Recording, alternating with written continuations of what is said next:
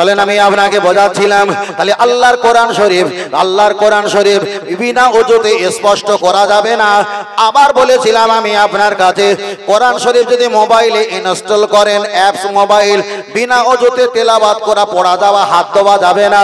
তাহলে কেউ যদি বলে হ্যাঁ পড়া যাবে, ফের বলছি আমরা বিয়াদব নয়, আমরা গুনাহগার, কিন্তু আল্লাহ গুনাহগারের গুনাহ ক্ষমা করবে, বিয়াদবের গুনাহ আমার আল্লাহ ক্ষমা করবে না। এবার চলেন আমি আপনার কাছে আর একটা কথা বলি। আবার অনেকে বলবে হুজুর আমরা যখন বাড়িতে ঘুমাই স্বামী আর স্ত্রী এক জায়গায় থাকে, কিন্তু আমাদের ছোট একটা কামরা, অনেকে বলে 10x10 কিংবা 8x10 কিংবা 10x12 একটা কামরা থাকে। হুজুর আমার স্ত্রী তো বড় একটা আবেদা মহিলা, বড় একটা জাকেরা মহিলা, তিনি কোরআন পড়ে নামাজ পড়ে, আমাদের একটাই ঘর। হুজুর আমরা স্বামী স্ত্রী এক জায়গায় থাকি, কিন্তু ওই ঘরে আল্লাহর কোরআন রাখা আছে, এতে কি গুনাহ হবে না? হবে না? রাগ করবে না আমি বলছি। বিভিন্ন বিষয়ে মশলার বিষয়টা বলি তো জানি এগুলো পড়ছে, তার কারণ আমি একই জিনিস বলি না, এটা ঘুরিয়ে ফিরে আমাদের ছেলেগুলো নতুন প্রোডাক্ট কিছু জানো। ও আমার সোনা মানিকেরা, যদি একটাই কামরা হয়, কোরআন শরীফ যদি ইজ্জতের সঙ্গে অন্য কামরা কোনো পাশে যদি রাখার সুব্যবস্থা না থাকে, স্বামী আর স্ত্রী এক ঘরে থাকেন, ওই ঘরে যদি কোরআন শরীফ থাকে অবশ্যই কোনো সমস্যা নেই। তবে কোরআন শরীফটা একটু উচ্চ স্থানে জায়গা দেবে, কোরআন শরীফের দিকে পাটা যেন না থাকে। ওই ঘরে যদি কোরআন শরীফ থাকে, ওই ঘরে FM রেডিও অডিও ভিডিও, আপনি গানের বাজনা চালাতে পারবেন না, আপনি কোনো গান আর নাটক সিনেমা করতে পারবেন না। কেবলমাত্র স্বামী আর স্ত্রীর রাত যাপন দিন যাপন, ওখানে আপনি জীবিকা নির্ভর করতে পারেন, ওখানে আপনি সংসার জীবনে থাকতে পারেন। তবে আল্লাহর কোরআন যেখানে থাকে সেখানে গানের বাজনার আওয়াজ দেওয়া যাবে না, যাবে না, যাবে না। চলেন আমি আপনাকে বোঝাতে চেয়েছি, তাহলে স্বামী আর স্ত্রী এক জায়গায় যে কামরায় থাকবে, ঘরে থাকবে, ওখানে যদি কোরআন শরীফ থাকে সমস্যা নেই। ওই ঘরে যদি মক্কা আর মদিনা যদি ছবি থাকে তাতেও কোনো সমস্যা নেই, কিন্তু তাকওয়া করা ভালো, তাকওয়া করা ভালো, পরহেজ করা ভালো। যেমন বলবেন কেমন হুজুর? ইমাম সাহেব যে মুসাল্লা নামাজ পড়ায়, নামাজের মুসাল্লা, ওই মুসাল্লায় একদিকে কাবা শরীফ, বাম দিকে মদিনা শরীফের ছবি আছে। আপনি যদি বলেন হুজুর আমি তাকওয়া করব, একটু পরহেজ করব, আপনি যদি না করেন নামাজ পড়ার সময় দুটো হাঁটু মক্কা আর মদিনার ছবির উপরে দুম করে পড়বে। আবার যখন আসর আর মাগরিবের পরে একটু যখন ঘুরে বসবেন, আপনার পিছনটা মক্কা আর মদিনা শরীফের ছবির দিকে তোলার দিকে আপনার পিছনটা পড়ে যাবে, তাহলে অপমান আর বিয়াদবি করা হবে। ওই জন্য যদি তাকওয়া করেন, পরহেজগার করেন, সাধারণত যে নামাজের মাসাল্লা মক্কা আর মদিনা কোনো গম্বুজ ছবি নেই এমন মসজিদে এমন পার্টিতে নামাজ পড়বেন, তাতে কোনো সমস্যা হবে না। আর আপনি যত নামি দামি নামাজের মাসাল্লায় মক্কা আর মদিনা শরীফের ছবি নেবেন, বেভুলে পা পড়বে, বেভুলে তোলা পড়বে, এক হাত সেলাই করতে গিয়ে দাদু ভাই 5 হাত ছিঁড়ে যাবে। এবার অনেকে বলবেন হুজুর আমাদের মসজিদ আছে, কার্পেট বিছানো আছে, এখানে তো মক্কা আর মদিনার ছবি দেওয়া আছে, আমরা পা দিয়ে হাঁটি। বড় বড় হুজুর, বড় বড় শায়েখ, তারা তো পা দিয়ে হাঁটে, কেউ এমন তো ফতোয়া দেয়নি। আমি তাদের জিজ্ঞাসা করলাম ভাই এগুলো কি ব্যবহার করা যাবে? ওরা বললে তে পা পড়লে কোনো সমস্যা নেই। তার জবাব কি আছে, প্রমাণ কি আছে? ওরা জবাব দিয়ে বলল এখান থেকে 8500 কিলোমিটার দূরে আল্লাহর কাবা বাইতুল্লাহ মদিনাতুল মুনাওয়ারা, তাহলে আসল কাবা মদিনা আর মক্কা শরীফে আছে, আর এটা তো হলো ছবি, এতে পা দিলে কোনো সমস্যা নাই। এটাই হলো তাদের যুক্তি। তাহলে এবার আমাদের যুক্তি দেওয়া যাক।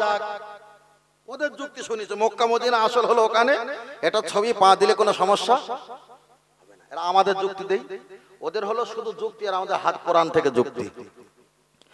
আল্লাহ যে কোরআন শরীফটা নবীর কারণে ওসিলায় আমাদের কাছে পাঠিয়েছে, এই কোরআন শরীফের আদিত্য জায়গা কোনটে?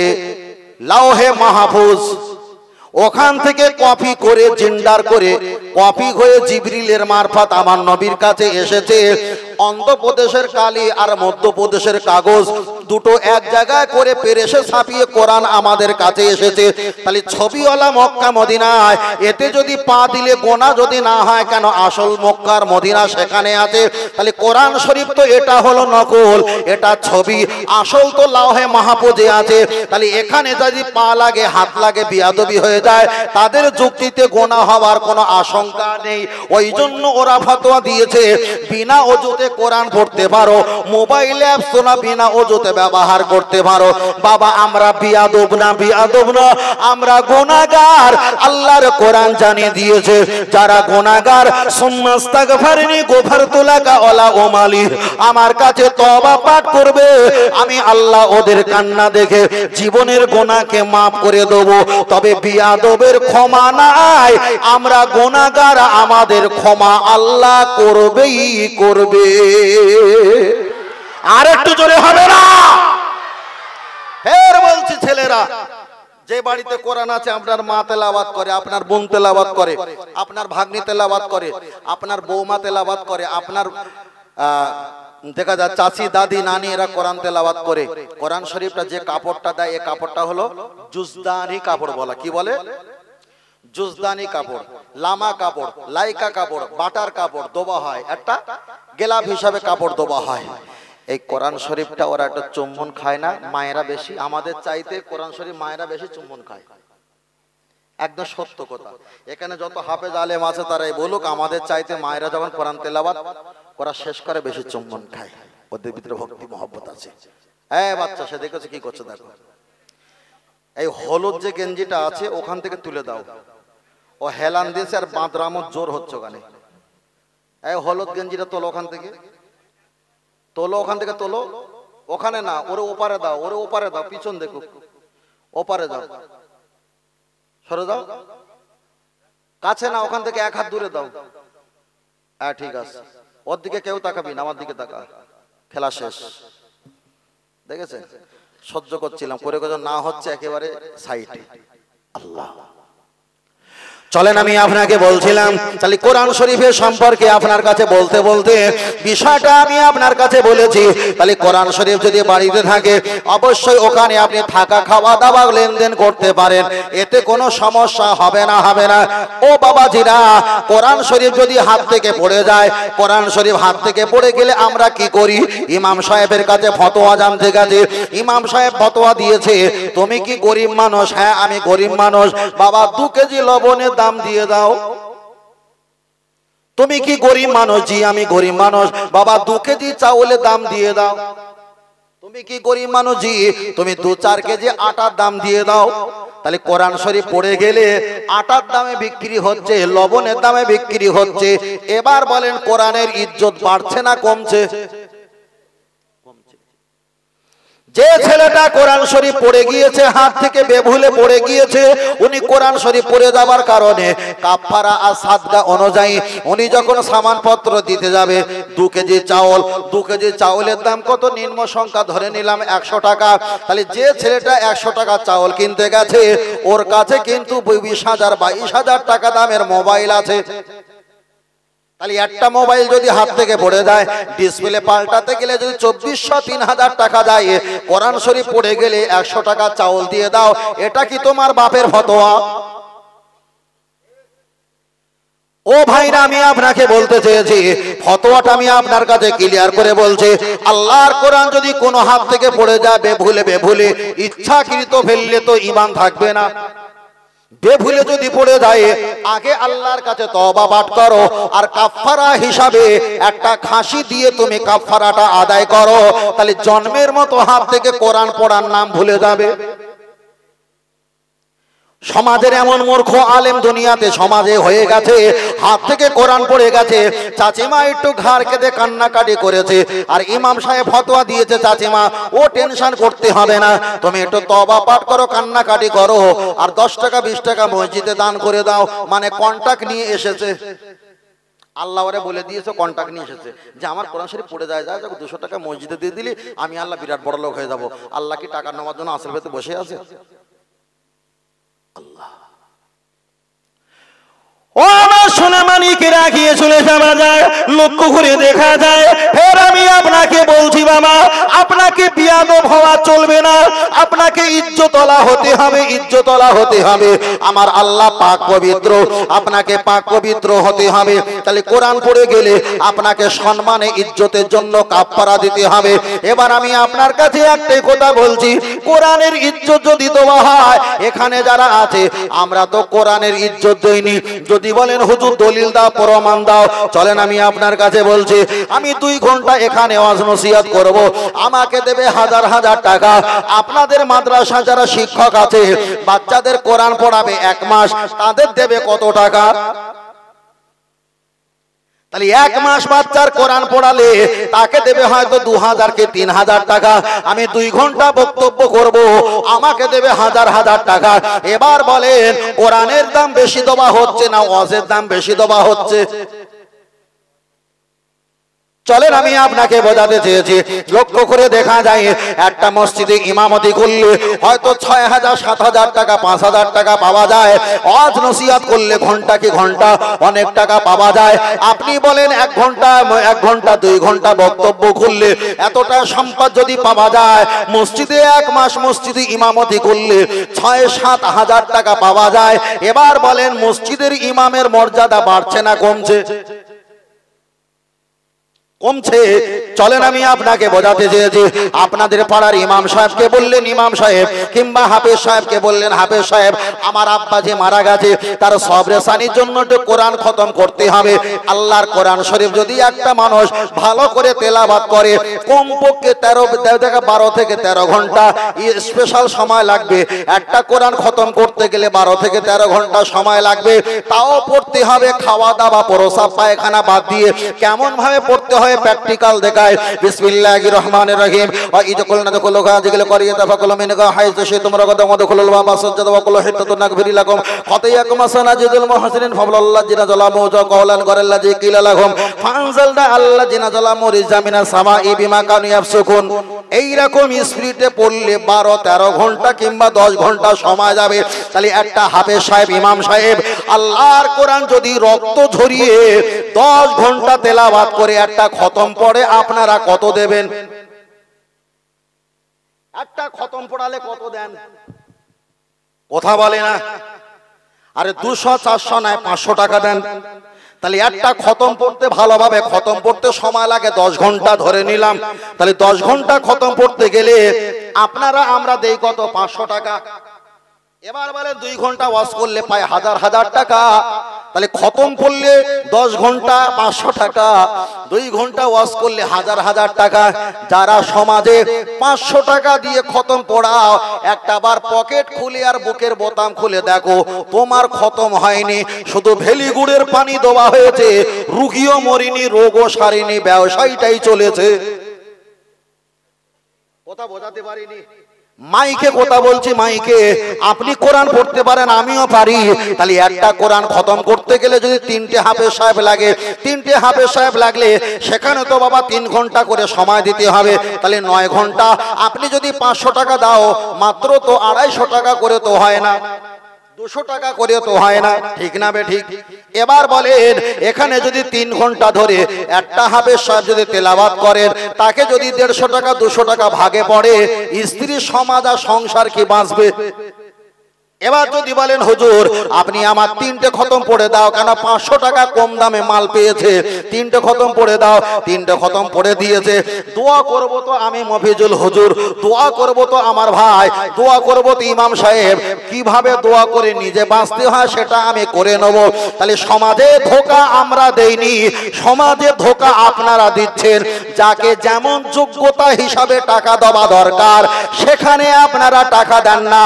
17,000-20,000 টাকার মোবাইল কেনার যোগ্যতা আছে, কিন্তু একটা খতম বুঝে নেবার যোগ্যতা আমাদের। তোমার বাপ আর মা যদি কবর থেকে উঠে এসে বলতো, কচি বাবা খোকা তুমি আমার নামে খতম পড়াও, আব্বা আমি তো বছরে 3 বার করে খতম পড়াই, খোকা টাকা পয়সা কত দিস? কেন মা 500 টাকা করে দে বাবা, একটু বাড়ায়, একটাও খতম হয় না। কথা বোঝাতে পেরেছি ভাই? আমি কি ভুল বলছি? বাস্তবিকটা খুলে বলছি, কষ্ট পাওয়ার কোনো কারণ নেই। বাস্তবিক বলছি, আপনার খতম পড়ানোর পরিমাণ পারিশ্রমিকটা বাড়িয়ে দাও, খতমটা পরিপূর্ণটা বুঝে নাও। 200 টাকা 300 টাকা দিয়ে আর আপনি 8 ঘন্টা 10 ঘন্টা খতম পড়ে কুড়িয়ে নেবেন, ও ফকটিয়া হুজুর পৃথিবীতে এখন বেঁচে নেই। কথা বোঝাতে পারিনি? ও ফকটিয়া হুজুর পৃথিবীতে বেঁচে নেই। যে হুজুর ফকটিয়া বেঁচে আছে তাকে দিয়ে করিও নাও, তাকে দিয়ে করিয়ে নাও। কিন্তু জবান দিয়ে বলছি, ফকটিয়া সময় দেওয়ার নেই। প্রথম যুগে ধর্ম জানতেন না, তখন মানুষকে বিনা পয়সা ধর্ম শেখানো হয়েছে। এখন মানুষ ধর্ম শিখে গেছে, ইচ্ছা করে আর বাঁদরামো করে বদমাইশি করে করে না। এবার ধর্ম শিখতে গেলে মাল লাগবে, মাল দাও ধর্ম নাও। কথা বোঝাতে পারিনি? আর আজ থেকে 70, 80, 100 বছর আগে মানুষ ধর্ম চিনতেন না, তখন আমাদের মুরব্বীরা হুজুর পীর সাহেবরা কাঁধে করে কিতাবপত্র নিয়ে, জামা কাপড় নিয়ে, ব্যাগ নিয়ে মানুষের দুয়ারে দুয়ারে গিয়ে ধর্ম শিক্ষা দিয়েছে। কেন? তখন মানুষ জানতেন না, দায়িত্ব ছিল। এখন মানুষ জানে, এবার মাল দাও, ধর্মের কিতাব দাও। ঠিক না বেঠিক? ইসলাম সহজ, কিন্তু কঠিন করে নিয়েছে কারা? আমরা আমরা আমরা কঠিন করে নিয়েছি। ও আমার বাপিরা, আমি আপনাকে বোঝাচ্ছিলাম, চলেন একটা বার এগিয়ে যাওয়া যায়। আল্লাহর কোরআন সম্পর্কে বলতে বলতে অনেকটা আমি লম্বা করে ফেলেছি। তাহলে আল্লাহর কোরআন তেলাওয়াত করতে হবে। এখানে যারা বসে আছেন, অনেকে কোরআন পড়তে পারেন, অনেকে কোরআন পড়তে পারেন না। এবার আমি আপনার কাছে একটা লজিক বলবো, একটা উদাহরণ বলবো, আপনাদের চোখ কিন্তু কপালে উঠে যাবে। হুজুর বলে কি? আপনারা একটু আওয়াজ দিয়ে বলবেন, আগে লেখাপড়া করতে হয় না আগে চাকরি করতে হয়? আগে লেখাপড়া তারপরে হয় চাকরি। তাহলে আগে লেখাপড়া যদি হয় তারপরে যদি চাকরি হয়, এটাই যদি সত্য হয়ে থাকে, এবার আমি আপনাকে বলছি, মসজিদের ইমাম সাহেব আগে লেখাপড়া করে আসে না মসজিদে এসে লেখাপড়া করে? লেখাপড়া করে আসে। আমার মাওলানা সাহেব সভাপতির দায়িত্ব ভূমিকা পালন করছিল, বক্তব্য নসিহত করেছেন। লেখাপড়া করে করেছেন না এখান থেকে লেখাপড়া করছে? লেখাপড়া করে এসেছে। এবার বলেন, আপনাদের কাছে বলছে, আপনাদের এই বাঁকুড়া জেলায় কোন একটা আম্মাজান চাচিমা দুনিয়া থেকে বিদায় নিয়েছে, ওনার মাইয়েতের জানাজা নামাজ হবে। ঠিক বেলা 1 ঘটিকা ইমাম সাহেব, হাফেজ সাহেব, ওলামা গুনো তারা প্রত্যেকে মাঠে দেওয়ালে দাঁড়িয়ে গেছে, রাস্তায় দাঁড়িয়ে গেছে। ইমাম সাহেবকে বলছে, হুজুর আপনি জানাজা নামাজের নিয়াতটা বলে দাও। এবার বলেন, এ তো এসেছে চাকরি করার জন্য, এখানে তো নিয়ত শেখার জন্য আসি। তাহলে এ এসেছে চাকরি করার জন্য। ইমাম সাহেব বলে দিয়েছেন, তুমি নিয়ত করবে এইভাবে। নিয়তটা করে নিয়েছে। ইমাম সাহেব তাকবীর দিয়েছে, সানা পড়েছে, দোয়া পড়েছে, দোয়া পড়েছে, সালাম ফিরিয়েছে। তাহলে যে মুসল্লি নিয়াত জানে না, নিয়তটা বলে দিতে হয়। তাহলে নিয়াত বাঁধার পর আরো যে 4-5টা দোয়া আছে, এটা কি ওর কোন বাপ বলেছে? এটা কি আর কেউ বলে দিয়েছে? তাহলে উপরে শুধু নিয়াতটা শুধু রেখেছে, বয়েমের ডালাটা লাগিয়েছে, আর ভিতরে একটা মাল নেই, সব ফাঁকা। এবার আমি আপনাকে বলছি, লক্ষ্য করে দেখা যায়, ওই দেখো ফেলে গেছে। ওহ আল্লাহ, তোমার একটু পয়সা বেশি দেয় ভাই, তাই এইরকম কম দামে কিনে মজা বাড়ি ফিরে। এই এক কাজ করো বাবু, এখানে এসো, মাল উপরে তোলো দিনি, তুমি যা হবে এখন বসে বসে করো। হ্যাঁ আমি তো লোবো, তোর পয়সা কিন্তু অবস্থা খারাপ করে দেবে, বিষয়টা বুঝতে পারো না। হ্যাঁ ডিস্টার্ব করো না বাবু। আল্লাহ, দেখা যাচ্ছে তো আমাদেরকে? দেখেন দেখা যাচ্ছে তো বাবু, দেখা যাচ্ছে তো? হ্যাঁ একটু তুমি ভাড়া যখন খাটো, এলাকা জলসা মাহফিল হয়, একটু এটা হলো প্যানাসিনা কোম্পানি নাকি? প্যানাসিনা কোম্পানি তো এসে আগের মডেল, লো মডেলের মাল 35-25 টাকা দাম নেয় সেইটা, নাকি 12,000 টাকা? 25, যাই হোক হবে 12,000 টাকা দাম, কম বেশি। একটু ভালো থেকে কেন করছি, 52,000 টাকা, বিরাট ভালো মাল বেরিয়েছিল সাইজের, 52,000 টাকা। ফ্লিপকার্টে দেখে নিবি, ভালো করে আছে। আরে তুই মনে করিস কি আমি কিছু বুঝিনি? তোর থেকে 90 গুণ বেশি বুঝি ভাই। কিনে নিবি। 52,000 টাকা ভালো একদম এইচডি মাল পাওয়া যাচ্ছে, প্যানাসোনিক মাল, নতুন বার হয়েছে। কষ্ট পাচ্ছেন নাকি? আরে ভাই সর্বরোগের ডাক্তার না হলে ভাই মার্কেটে ঔষধ বিক্রি হবে না, কথা বোঝেন না? চলে না গিয়ে যায় পিছনে কারা, ওদের কি মেমোরি ভর্তি হয়ে গেছে নাকি? মাশাআল্লাহ, তাহলে আরেকবার তাকবীর, নারে তাকবীর। তাকবীরের অবস্থা দেখো, আর এটা তাকবীর, নারে তাকবীর হয়নি, আর এটা তাকবীর, নারে তাকবীর আর একটু জোরে হবে না? নারে তাকবীর, নারে তাকবীর। আল্লাহ কবুল করেন, বলেন আমিন। আর একটু জোরে হবে না? আমিন। আর একটু জোরে হবে না? আল্লাহুম্মা আমিন। মাশাআল্লাহ মাশাআল্লাহ। একটা গজল হবে বাবু, একটা গজল হবে তো? আমার চাচা বিরাট খুশি, মাশাআল্লাহ। তাহলে একটা গজল হবে। ওই গোশত রান্না করতে গেলে ধনিয়া পাতা ছিটে দেয় না, ধনিয়া পাতা, যাতে সুগন্ধটা খুশবু লাগে, তাই একটু ওয়াজ নসিহত করতে গিয়ে একটু মাঝে মাঝে ধনিয়া পাতা ছিটে দিতে হয়। আপনাদের অনেক গজল হচ্ছিল, আলহামদুলিল্লাহ শুনছিলাম, তাকরীর বক্তব্য হচ্ছিল শুনছিলাম, মাশাআল্লাহ অনেক ভালো। আর আপনারা তো কি হিন্দিতে কথা বলেন, বাংলায় কথা বলেন? নাই বললাম, এবার কে তাইলাম, হ্যাঁ বুঝলেন না? আল্লাহু আকবার। আমি একা বলবো না, আপনারা বলবেন, দুজনে মিলে বলি, ভাগ করে বলি। যদি মার যদি খেতে যায় দুজনেরাই খাবো, তাই না? ইয়া রাসূলুল্লাহ, ইয়া হাবিবাল্লাহ বলতে পারবে তো? দাদু ভাই বলতে পারবে তো? ছেলেরা বলবে, বললো ইয়া রাসূলুল্লাহ, ইয়া হাবিবাল্লাহ, জোরে জোরে ইয়া রাসূলুল্লাহ, আরো জোরে ইয়া রাসূলুল্লাহ, জোরে বললো ইয়া রাসূলুল্লাহ।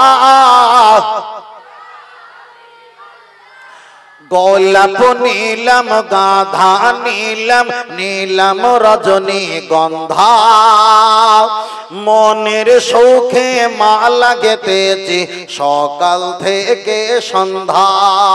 তবে একবার দেখা দাও যদি ও গো কামলি ওয়ালা, একবার দেখা দাও যদি ও গো মদিনা ওয়ালা, হাসি মুখে পাঠাবো তোমায় হাজার দরুদের নজরানা। বলো বলো ইয়া রাসূলুল্লাহ, জোরে বাহ, আরো জোরে ইয়া রাসূলুল্লাহ। সাদা ফুলকে পছন্দ করি, তুমি রংটি কোথায় পেলে? নূর নবীজির নূরানি দাঁত সাদা ছিল বলে। বলুন সুবহানাল্লাহ। আর একটু জোরে হবে না? আর একটু জোরে। লাল ফুলকে পছন্দ করি, তুমি রংটি কোথায় পেলে? ওহদ ময়দানে নবীজির রক্ত লাল ছিল বলে। আর একটু জোরে বলেন। তাই সাদা লালের দোকান থেকে তুলে গেঁথেছি মালা, সুযোগ পেলে পাঠাবো তোমায় হাজার দরুদের নজরানা। তবে একবার দেখা দাও যদি ও গো কামলি ওয়ালা, একবার দেখা দাও যদি ও গো মদিনা ওয়ালা, হাসি মুখে পাঠাবো তোমায় হাজার দরুদের নজরানা। বলো বলো ইয়া রাসূলুল্লাহ, বাহ, আরো একটু জোরে বলো ইয়া রাসূলুল্লাহ। সবুজ পাতার পছন্দ করি, তুমি রংটি কোথায় পেলে? জান্নাতি ঘুরে নারীর পোশাক সবুজ থাকবে বলে। আর এটা জোরে বলেন। হলুদ রঙকে পছন্দ করি, তুমি রংটি কোথায় পেলে? মায়ার নবীজির নূরানি চেহারা হলুদ ছিল বলে। তাই হলুদ লালের সাদা সবুজের দোকান থেকে তুলে গেঁথেছি মালা, সুযোগ পেলে পাঠাবো তোমায় হাজার দরুদের নজরানা। তবে একবার দেখা দাও যদি ও গো কামলি ওয়ালা, একবার দেখা দাও যদি ও গো মদিনা ওয়ালা, হাসি মুখে পাঠাবো তোমায় হাজার দরুদের নজরানা। বলো বলো ইয়া রাসূলুল্লাহ, আরো জোরে ইয়া রাসূলুল্লাহ।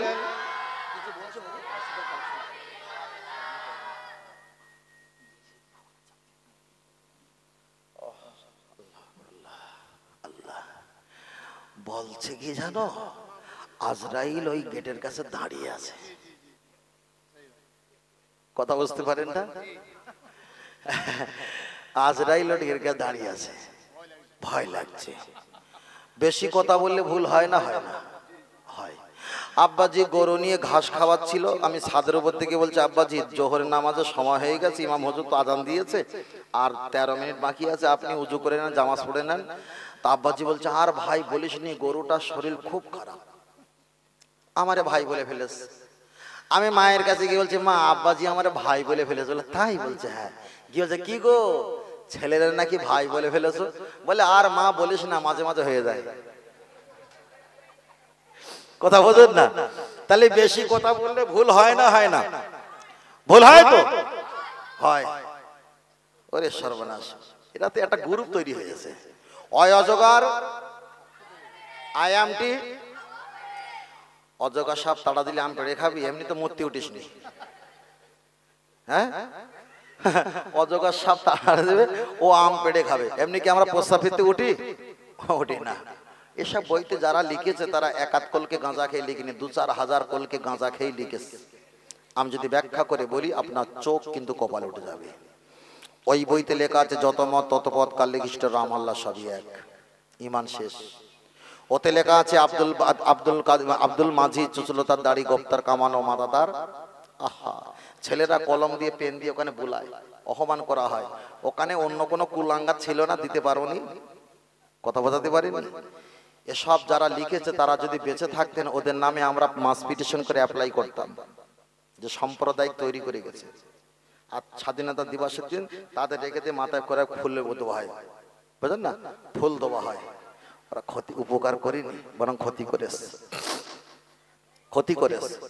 পৃথিবীতে একজন যদি উপকার করতে হয়, সারা নমণ্ডল ভূমণ্ডল কুল কায়নাতের সব জায়গায় উপকার করেছে, তিনি হলো আমাদের রাহবার মুহাম্মদ সাল্লাল্লাহু আলাইহি ওয়াসাল্লাম। আল্লাহ কবুল করেন, বলুন আমিন।